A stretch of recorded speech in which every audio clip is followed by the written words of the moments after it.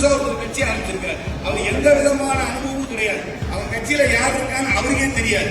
என்ன கொள்கை இருக்குன்னு அவங்களுக்கு தெரியாது. வீட்டுக்கு விட்டு வெளியே வராதவங்க, கோட்டைக்கு போக போறாங்க, வீட்டை விட்டு உங்க கட்சிக்காரனை பார்க்காதவங்க, ஆபீசரை பார்க்க போறாங்க, என்ன செய்ய போறாங்கன்னு தெரியாது. ஆனா வசனம் மட்டும் பேசுறாங்க.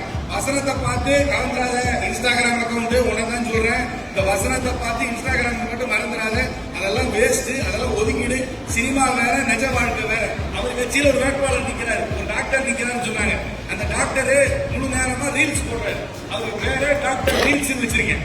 என்ன பார்த்தாலும் ரீல்ஸ். இதுக்கு அவர் ரீல்ஸ் போட்டே இருக்காரு. தம்பி, ரீல்ஸ் போட்டா என்ன பண்ணும்? லைக் போடலாம். ஓட்டு போட முடியுமா? ஓட்டு போட முடியாது. ரீல்ஸை பார்த்தா லைக் பண்ணு, ஓட்டு போடுங்க, மாங்குடிக்கு கை செலுத்து. தெளிவா இருக்கு.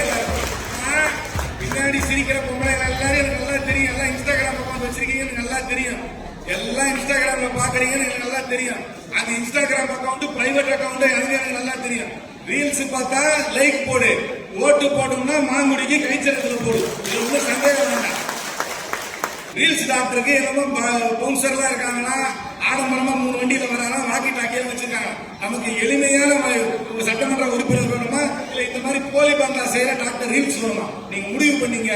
எளிமையானவர் வேணும். உங்க கூப்பிட்ட குரல் ஓடி வரவர் வேண்டும்னா நீங்க வாக்களிக்க வேண்டிய வேட்பாளர் மாங்குடி அவர்கள். அவருக்கு கைச்சலத்துல வாக்களிங்க.